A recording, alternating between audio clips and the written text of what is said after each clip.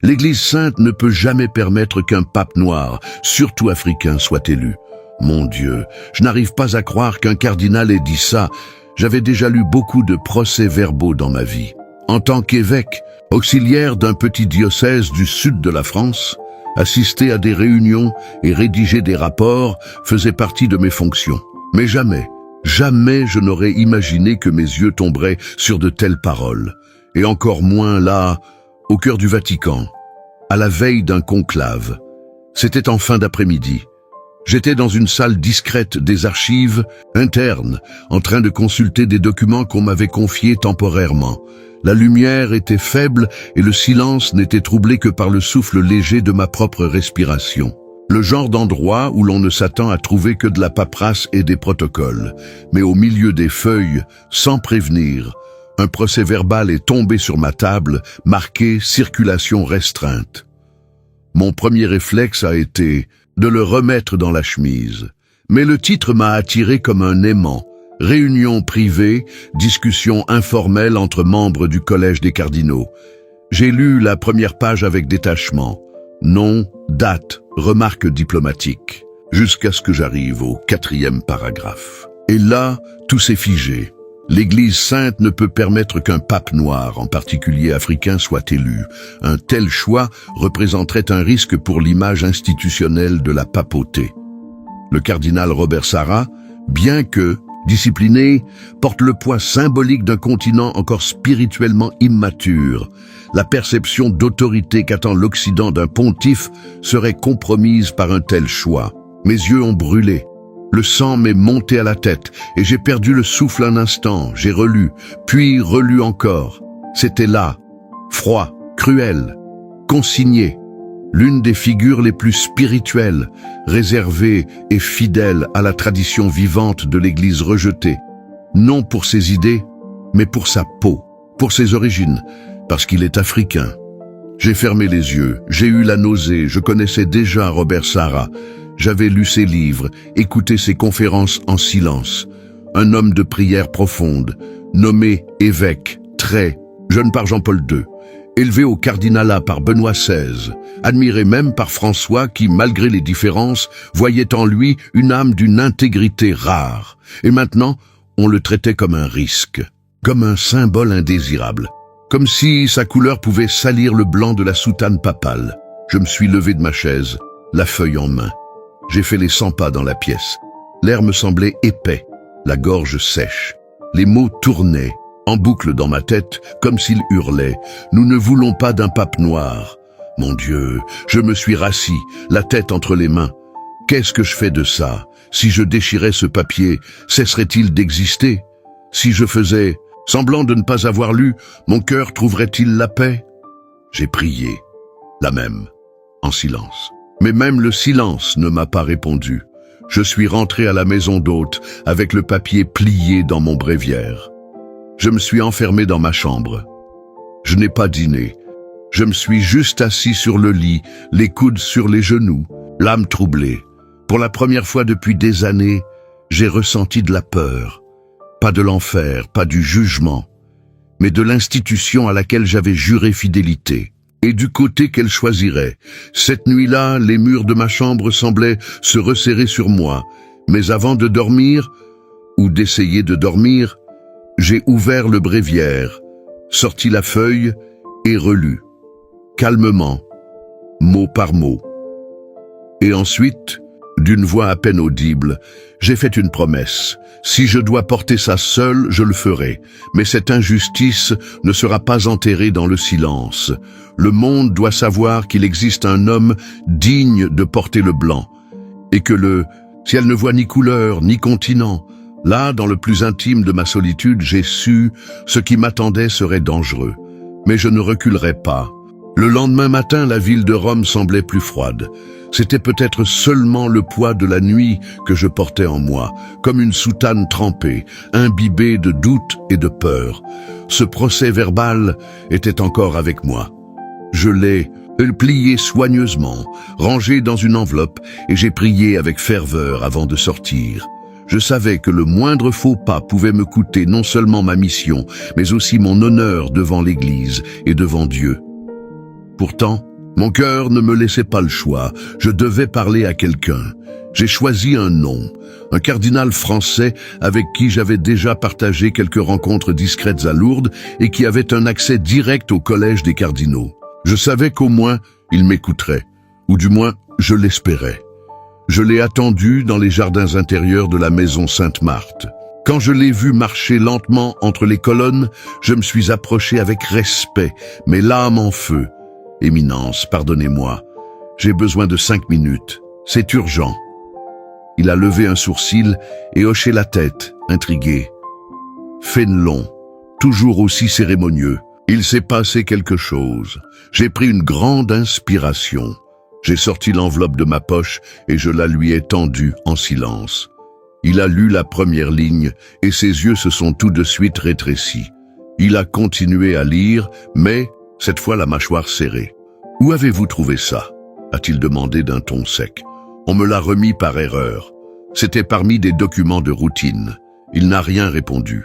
Il a simplement fixé le papier encore un moment, l'a plié avec précision et m'a rendu l'enveloppe.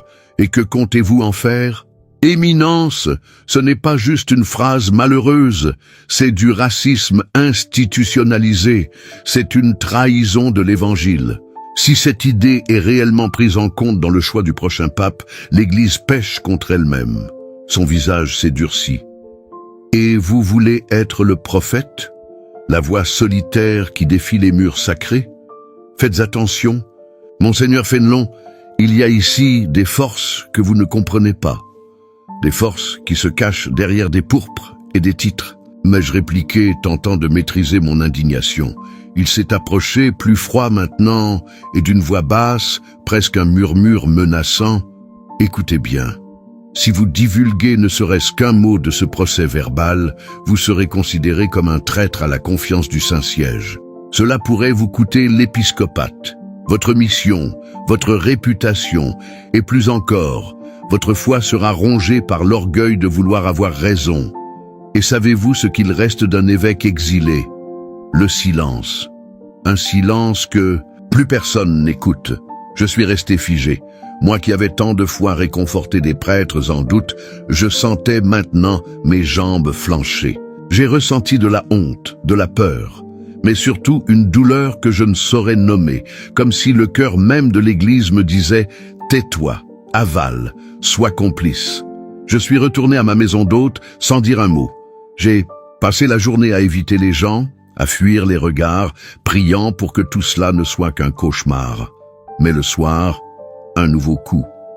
J'ai reçu un message informel m'informant que ma présence aux réunions protocolaires était temporairement suspendue. On m'a dit que c'était une décision de routine, mais je savais. La surveillance avait commencé. J'ai ouvert mon bréviaire avec des mains tremblantes, mais je n'ai pas pu prier.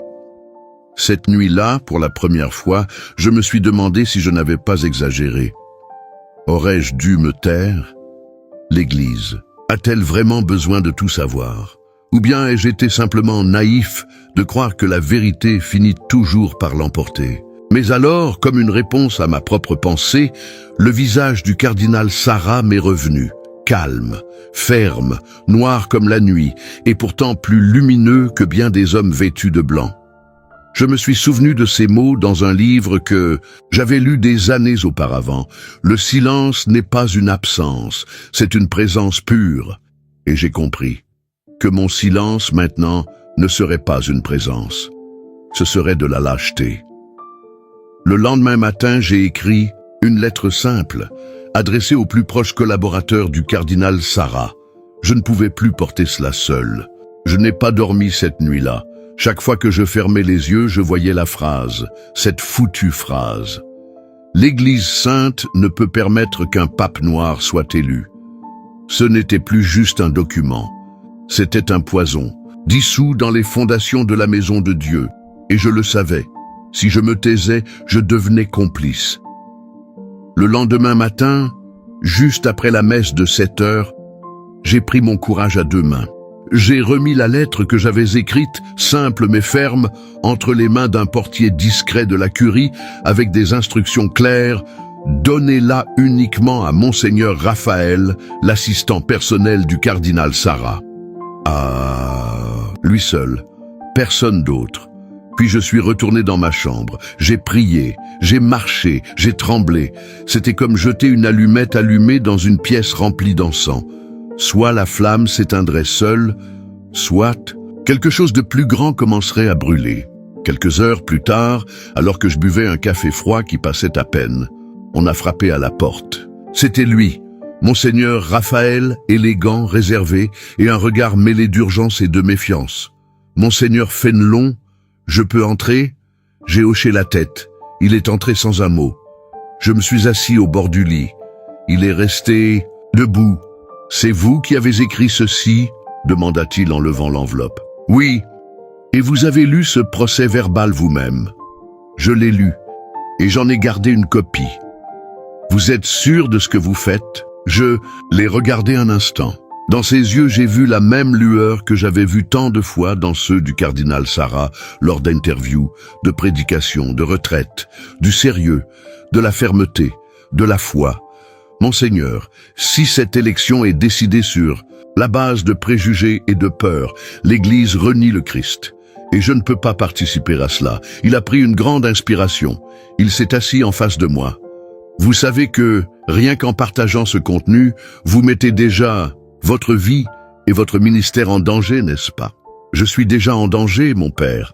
Depuis que j'ai lu ces mots, je n'ai plus de paix. Il est resté silencieux de longues secondes. Puis il a ouvert la chemise et lu le contenu avec attention. Une fois terminé, il a posé le papier sur la table et a dit d'une voix lourde, « Le cardinal Sarah doit être informé. Mais nous devons agir avec prudence. Il y a ici des hommes prêts à tout pour que ce genre de document reste enfoui. Absolument tout. Je le sais. Et, Monseigneur Fénelon, permettez-moi de vous demander, pourquoi faites-vous cela? Vous n'êtes même pas proche de lui. Vous auriez pu simplement rendre les papiers, oublier, continuer votre vie d'évêque en paix. » J'ai respiré profondément.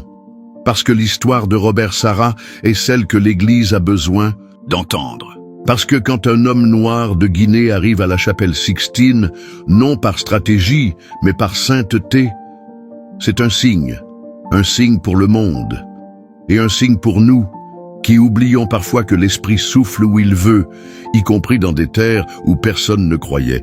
Il a souri, presque ému, et à cet instant, j'ai compris que je n'étais plus seul. En fin de journée, Monseigneur Raphaël a remis le document à 2 cardinaux reconnus pour leur intégrité et qui avaient côtoyé de près le pape émérite Benoît XVI. Des hommes qui voyaient en Sarah non une menace, mais un disciple. Ce qui était secret commençait à prendre la forme d'une vérité, discrète mais vivante. 2 jours plus tard, en sortant de la messe du soir, j'ai remarqué 2 agents de sécurité m'observant avec plus d'attention. L'un d'eux m'a suivi discrètement jusqu'au jardin. En fin d'après-midi, un diacre proche du collège cardinalis m'a appris que le cardinal que j'avais confronté avait demandé à la gendarmerie vaticane d'ouvrir une enquête officielle à mon sujet. Motif? Soupçon de violation de documents confidentiels. J'ai senti le sol se dérober sous mes pieds. Mais, curieusement, je n'ai pas eu peur. Car, ce même instant, j'ai reçu un petit mot sur du papier ordinaire, sans signature, écrit à la main, discrètement remis par une employée de la maison Sainte-Marthe. Il disait « La vérité est arrivée jusqu'à nous. Nous sommes avec vous. Continuez à prier. Les murailles ont déjà commencé à se fissurer. » J'ai fermé les yeux. J'ai souri. Et j'ai pleuré. Parce qu'à ce moment-là, même entouré d'ombre, j'ai senti « je n'étais plus seul ». Rome s'est réveillée ce matin-là avec une lumière dorée inhabituelle. Les cloches de la basilique résonnaient plus solennelles. Les drapeaux sur les bâtiments de la curie flottaient dans le vent, et la place Saint-Pierre commençait à se remplir de pèlerins venus prier pour le conclave imminent. On aurait dit que le monde entier retenait son souffle. Mais à l'intérieur, quelque chose d'encore plus inattendu était sur le point d'arriver. J'étais en prière quand j'ai appris la nouvelle. Un diacre essoufflé m'a trouvé dans le couloir. Il avait les yeux grands ouverts, comme s'il venait d'assister à un miracle ou à une condamnation. Monseigneur Fénelon, le cardinal, Il a été retiré de la liste du conclave. Je me suis arrêté. J'ai senti mon corps frissonner. Retiré? Comment ça? Une enquête interne s'est conclue discrètement hier soir. Ils ont découvert qu'il était impliqué dans de vieux scandales dans son pays d'origine. Détournement de fonds dans des missions diplomatiques. Le Vatican a décidé qu'il ne participera pas à l'élection. La décision est tombée, sur ordre du doyen. J'ai fermé les yeux. Je me suis assis en silence. Le mur était tombé, pas par ma force, pas par des menaces, mais par la force de la vérité, qui, comme toujours, trouve un moyen d'éclore, même entre les pierres. Quelques heures plus tard, je marchais dans les jardins intérieurs, quand j'ai aperçu Monseigneur Raphaël au loin. On s'est salué d'un discret signe de tête, mais nos regards disaient tout. On savait ce que cela signifiait. Un obstacle avait été levé. Pour la première fois depuis mon arrivée à Rome, j'ai ressenti la paix. Mais une paix qui ne venait pas d'une victoire, plutôt d'un abandon. Ce soir-là, je suis allé à la chapelle Redemptoris Mater. La lumière était douce et le silence remplissait tout. Devant le tabernacle, je me suis agenouillé et j'ai pleuré.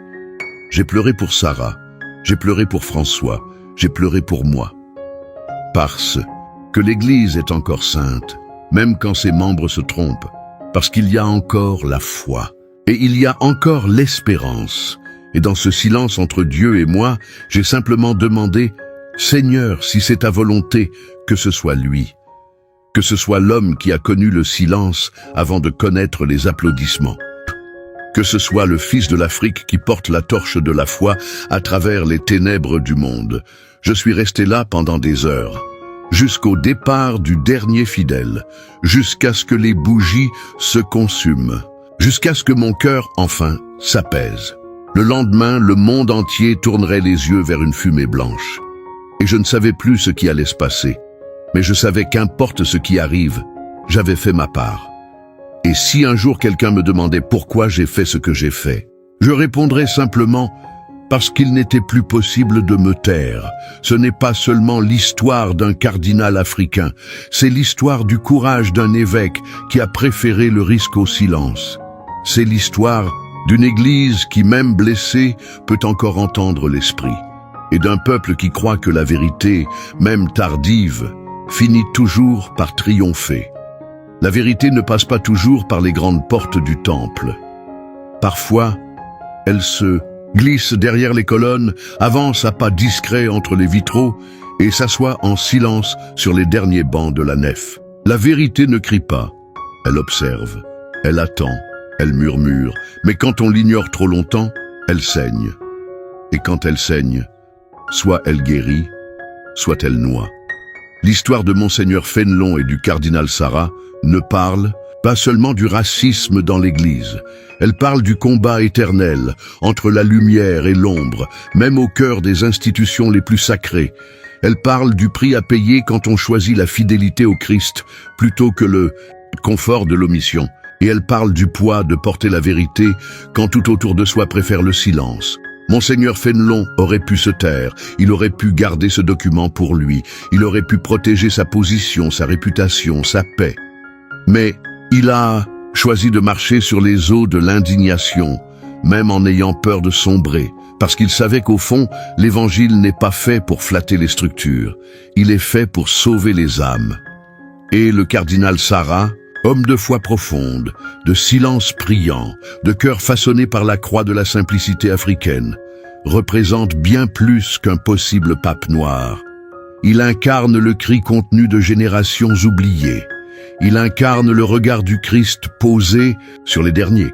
Il incarne la vérité qui ne se courbe ni devant le pouvoir, ni devant la couleur, ni devant la géographie.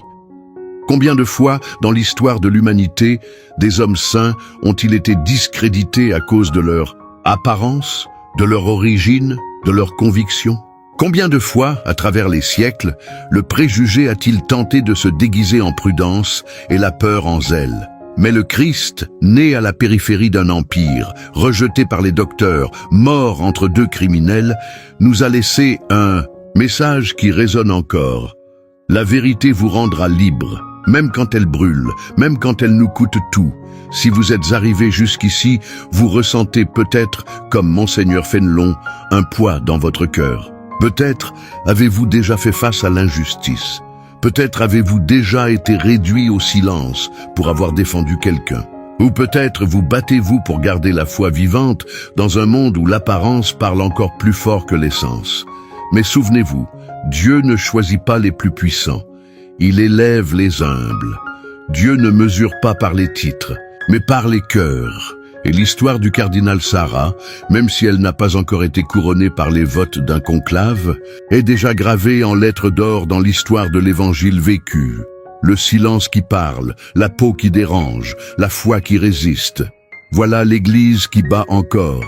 Voilà l'espérance qui ne meurt jamais. Et si vous y croyez, pas seulement avec des mots, mais avec l'âme. Partagez cette histoire, parce que le monde a besoin de se rappeler que la sainteté n'a pas de couleur, mais elle a du courage.